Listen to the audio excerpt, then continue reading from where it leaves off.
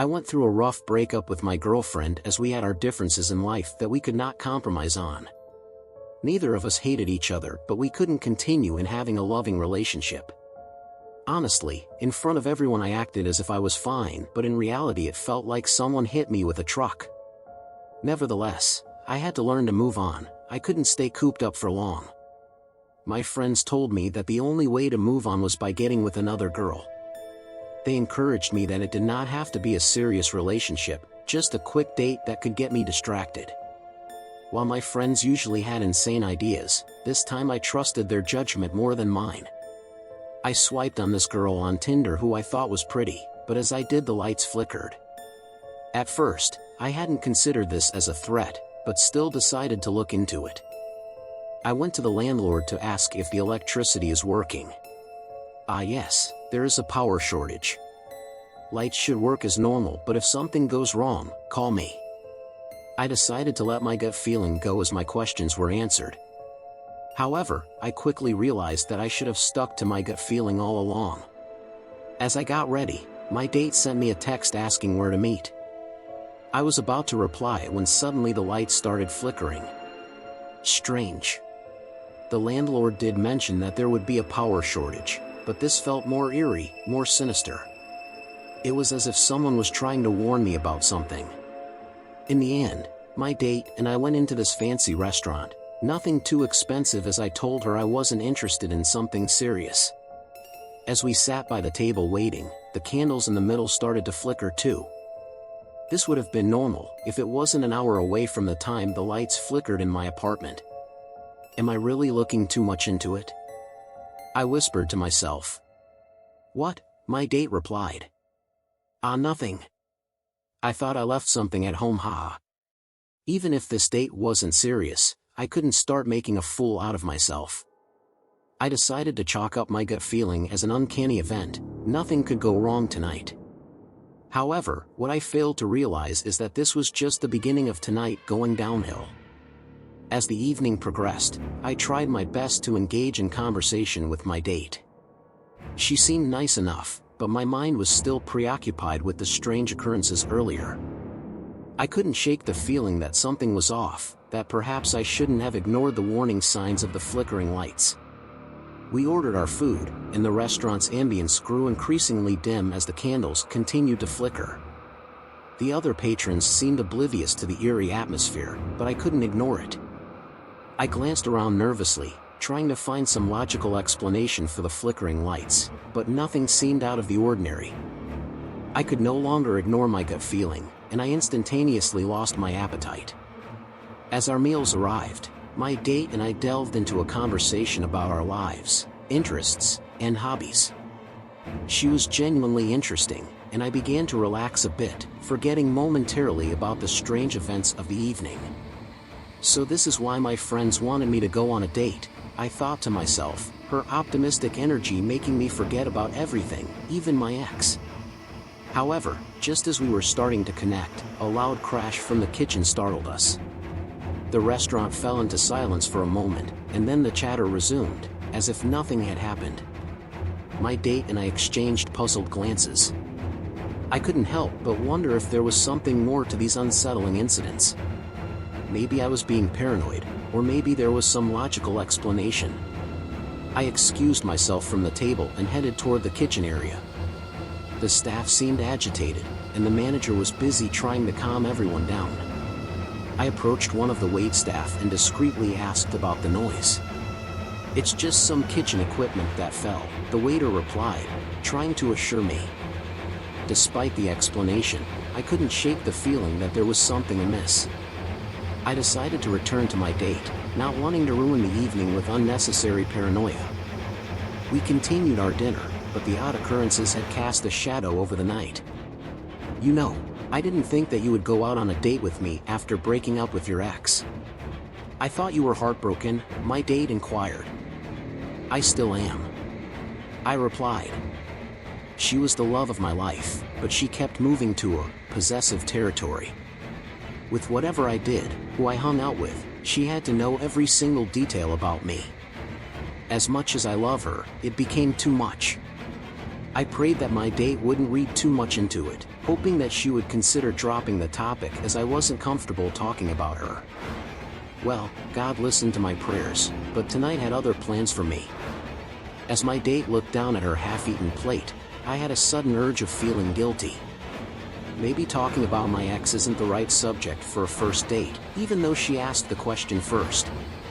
But as I went to comfort her, I noticed she wasn't crying, she was smiling. An evil smile that was not natural. Her smile felt uncanny, just like the eerie feeling of the flickering lights, the candles, the loud crash in the kitchen. "Oh no," I whispered, as my date's maniac laugh burst through the entire restaurant. "You are truly stupid for not recognizing me," my date, now ex, replied to my horror-struck face as she removed all the prosthetics that surrounded her nose and cheekbones. "You tricked me. You keep stalking me and keep following whatever I do. You're insane for this. The only one that is insane is you for leaving me," she screamed, as she lunged right at me. I couldn't breathe. My heart started to beat faster with more fear and adrenaline as she grabbed the knife on the table and reached for my throat. It all made sense to me now. All the warning signs were right in front of me and I ignored them like an idiot. In that terrifying moment, adrenaline surged through my veins, and I instinctively pushed the table away, knocking over candles and dishes. Chaos erupted in the restaurant as patrons screamed and fled to safety. My ex, fueled by rage, continued to come after me, knife in hand. I stumbled backward, my mind racing for a way out of this nightmare. As I backed into a wall, I noticed a fire extinguisher hanging nearby. With no other option, I grabbed it and sprayed a cloud of white foam between us, temporarily blinding her and creating a barrier. Gasping for breath, I made a run for the exit. The staff and other diners had scattered, leaving a clear path to the door. Panic consumed me as I burst out into the night, leaving behind the chaos of the restaurant. I didn't stop running until I was several blocks away, my heart pounding in my chest. I frantically called the police, explaining what had just occurred. They assured me they would respond immediately. Hiding in a nearby alley, I watched as the police arrived at the restaurant. It wasn't long before they emerged with my ex in handcuffs. Her maniacal facade had crumbled, replaced with a look of shock and defeat. I gave my statement to the police, recounting the harrowing events of the evening. They assured me that they would handle the situation and protect me from any further threats. In the days that followed, I couldn't help but reflect on the bizarre turn of events. What started as an attempt to move on from my past relationship had led me into a dangerous encounter. It was a stark reminder that sometimes, gut feelings shouldn't be ignored, and it was essential to trust one's instincts. In the end, I told my friends that I was not ready for the dating scene anytime soon. I didn't have the courage to tell them about the terrors that happened with my ex. Thankfully, they did not pester me any further on the situation. Maybe my dark-eyed bags and tousled hair spoke 1,000 words for how the date went. I'm still unsure when I will tell them. They are my friends after all and will know about the truth sooner or later. But I knew one thing for sure: I should always trust my gut instinct, no matter how small the situation.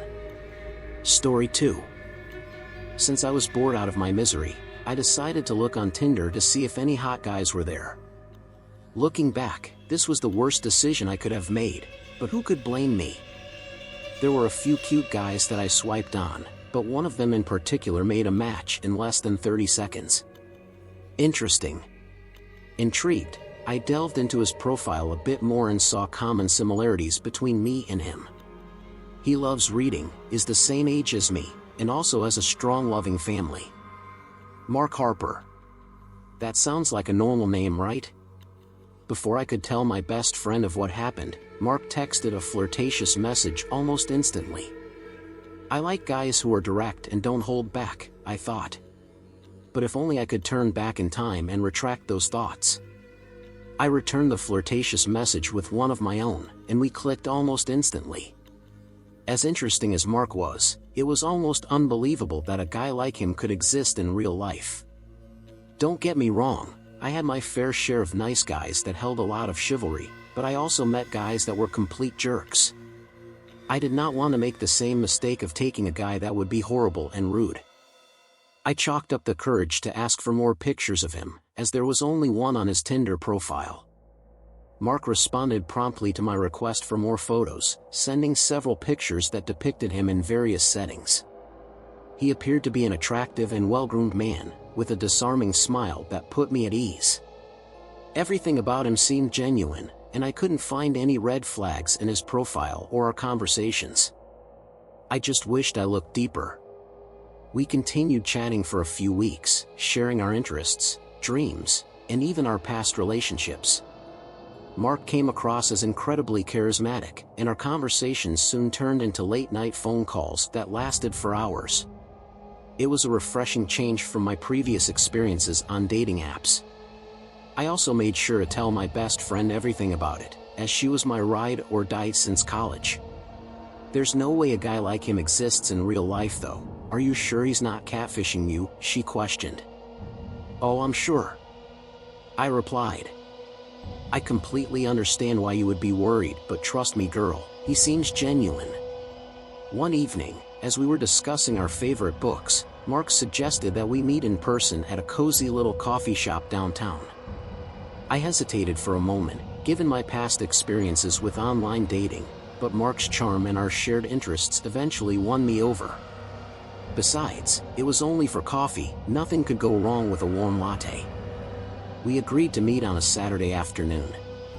The excitement and anxiety were palpable as I got ready that day. I chose a simple yet elegant outfit and applied makeup meticulously. My best friend was still skeptical and insisted on being nearby, ready to intervene if anything seemed amiss. I thanked her for that and didn't hesitate to take up on her idea. It was probably the best decision I made tonight, or else I wouldn't be alive right now. When I arrived at the coffee shop, Mark was already there, sitting by the window with a warm smile on his face. He looked even better in person than in his photos, and I felt a sense of relief wash over me.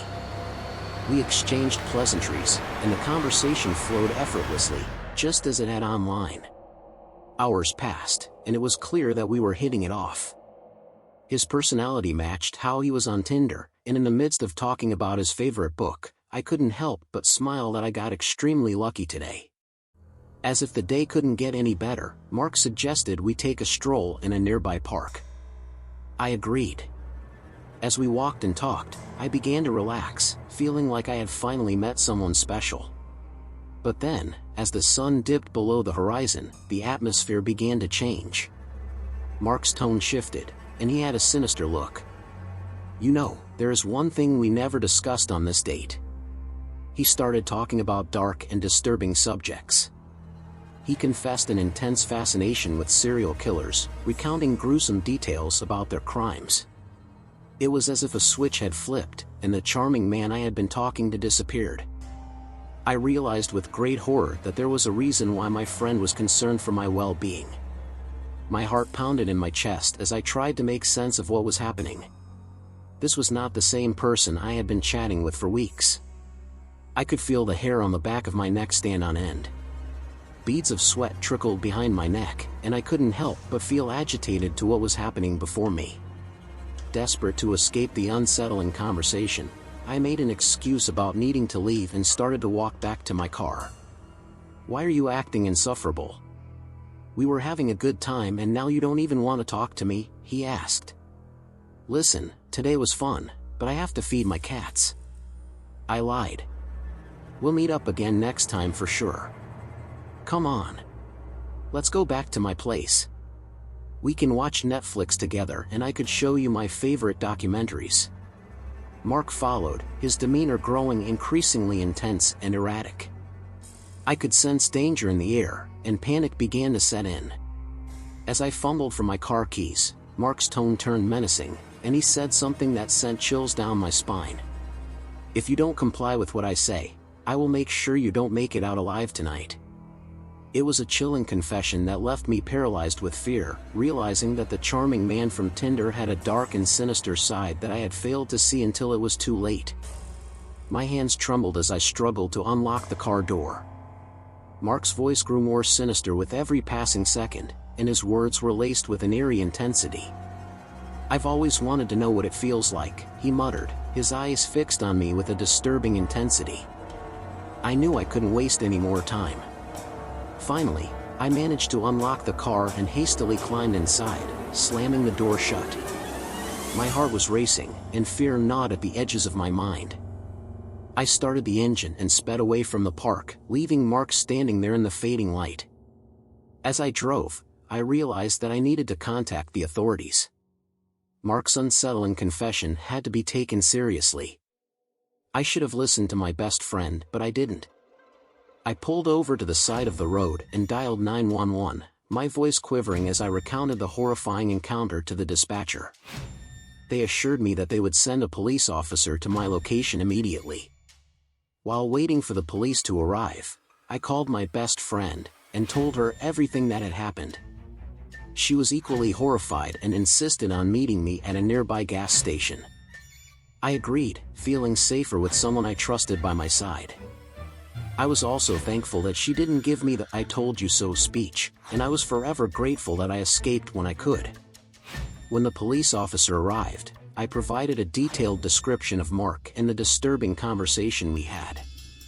About the documentaries he watches and how he looked ready to murder me on the spot. They assured me that they would launch an investigation and try to locate him. I felt a mix of relief and fear. My safety was a concern, but I also knew that my encounter with Mark might help prevent harm to others. Over the next few weeks, I cooperated with the police as they gathered evidence and tried to track down Mark. It turned out that his real name was not Mark Harper, and he had used a fake identity on Tinder. They uncovered a history of disturbing online activity and discovered that he had been involved in a previous criminal case. One of them sent chills down my spine. A girl by the name of Lucy also swiped right on him on Tinder, and suffered with 3 broken limbs and a deep knife scar on her back. Thankfully, she was alive, and also had to be taken to the police so that she could narrate her own story with Mark. Eventually, Mark was apprehended and taken into custody. His intentions, as he had hinted, were indeed sinister, and he had a chilling plan that involved someone else he had met online. My willingness to report the encounter had likely prevented a tragedy. The experience left me shaken, but it also served as a powerful reminder of the importance of caution when navigating the world of online dating. It's easy to be deceived by appearances and charming conversations, but it's crucial to trust your instincts and take action if something feels off. After the chilling events that happened to me, I decided to help different charities and organizations that helped women who suffered under the hands. The experience left me grateful for the life I had. Story 3. I had always been a skeptic when it came to the supernatural. I believed in science, logic, and reason, and I often scoffed at tales of ghosts, spirits, and haunted houses. But one evening, in a moment of boredom and curiosity, I found myself swiping right on a Tinder profile unlike any other. Her name was Emily, and her profile was a work of art itself. She described herself as an artist with a unique connection to the spirit world. Her photos were mesmerizing, showcasing her in front of eerie, ethereal landscapes, with paint-splattered hands and a mischievous glint in her eye. She seemed like an enigma wrapped in mystery, and I couldn't resist the intrigue. As we exchanged messages, Emily's words were as poetic as her photos. She spoke of energies, vibrations, and a sixth sense that allowed her to communicate with the beyond. "I feel like we should have a debate," she said. "I feel that I could challenge some of the beliefs you have on spirits." I, always one to engage in spirited debates, couldn't help but challenge her beliefs. But Emily's responses were intelligent and thought-provoking, making me question my own skepticism. Over time, we really started to click, and it became more and more fun to talk to her. One evening, Emily proposed an unconventional date. She claimed to know of an old, abandoned mansion on the outskirts of town, a place she believed was haunted by restless spirits. She suggested we visit the mansion together, and despite my reservations, I found myself agreeing. It was an opportunity to prove to myself, and to Emily, that the supernatural was nothing more than fiction. That was the greatest mistake that I made my entire life. The night we had chosen was shrouded in darkness, with a hint of an impending storm. The mansion stood atop a hill, its crumbling facade silhouetted against the moonlit sky. Weeds choked the overgrown garden, and shattered windows stared like vacant eyes. On second thought, I don't think this is a good idea. I wobbled out, my gut feeling wrenching to get out of the forsaken place and beads of sweat dripping from my forehead. "Oh come on, it would be fun," Emily exclaimed. "Plus I know what I'm doing, we won't be cursed, I promise." She gently held my hand as we walked towards the gates. As we approached the mansion, a chill settled in the air, my skepticism continued to waver. The front door creaked open, as if inviting us inside, and Emily led the way, a flickering lantern in her hand. Cobwebs hung like veils, and dust danced in the dim light. The place seemed to breathe with a life of its own. As beautiful as the scenery before me was, I couldn't help shake the nagging feeling that a terrifying entity would come about. Emily's eyes gleamed with anticipation as we explored room after room, each filled with broken furniture and faded wallpaper. We came across an old grand piano that sat untouched in the corner of a decaying ballroom. As Emily ran her fingers over the keys, a haunting melody filled the air, as if played by invisible hands. My heart raced. "Is this some sort of trick?" I stammered. Emily shook her head, her voice hushed. "I swear, I am not doing anything." We left the ballroom, only to find that the mansion had rearranged itself. Hallways seemed to stretch and warp, leading us to unfamiliar places. Paintings on the walls changed, depicting scenes from a bygone era. Emily tried to conceal her fear, but the unease in her eyes was palpable. As we continued to explore, the mansion's malevolence became more apparent. Objects moved of their own accord, whispering voices echoed through the hallways, and cold drafts brushed past us like ghostly fingers. Shadows danced on the walls, taking on sinister shapes. My skepticism had been shattered. I clung to Emily, my fear now equal to hers. "What's happening here?"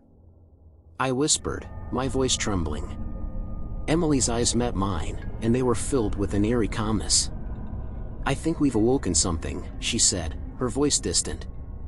We ventured deeper into the mansion, guided by an unseen force. It led us to a room that seemed to pulse with malevolence. In the center stood an ornate mirror, its surface tarnished with age. The room felt alive, as if it had absorbed the horrors of the past. As I approached the mirror, my reflection changed. I saw myself, but different. I was dressed in antique clothing, and my eyes were filled with terror.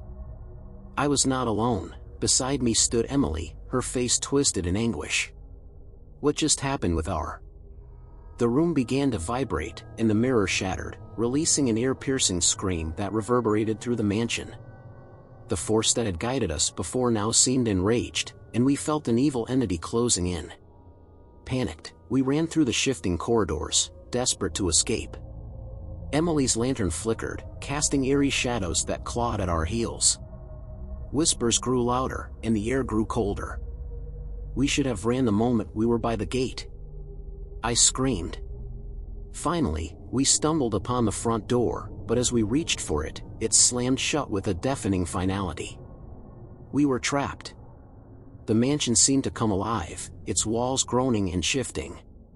Portraits of long-dead residents leered at us, their eyes following our every move. The presence that hunted us drew closer, its icy breath on our necks. In our darkest hour, Emily raised her lantern, its dim light struggling against the encroaching darkness. "Just repeat after me," she whispered. She began to chant, her words ancient and resonant. The mansion quaked, and the malevolent force screeched in agony. As Emily's incantation reached its crescendo, a blinding light erupted from her lantern, banishing the darkness and freeing us from the mansion's grip. Amazed by the events that just occurred, we tumbled out of the mansion, gasping for breath. The once abandoned building seemed to wither and crumble before our eyes, sinking back into the earth from whence it came. With trembling hands, we clung to each other, our lives forever changed by the nightmarish encounter. Emily's connection with the supernatural had proven all too real, and my skepticism had been shattered into a million pieces. I no longer questioned what lurked in the dark. As we walked away from the now-vanished mansion, we couldn't help but wonder if we had merely scratched the surface of the paranormal world. The night had shown us that there were forces beyond comprehension, and the boundaries between the living and the dead were more porous than we had ever imagined. This would have been the last thing I would have expected out of Tinder. But surprises come at the most absurd moments. That's just life.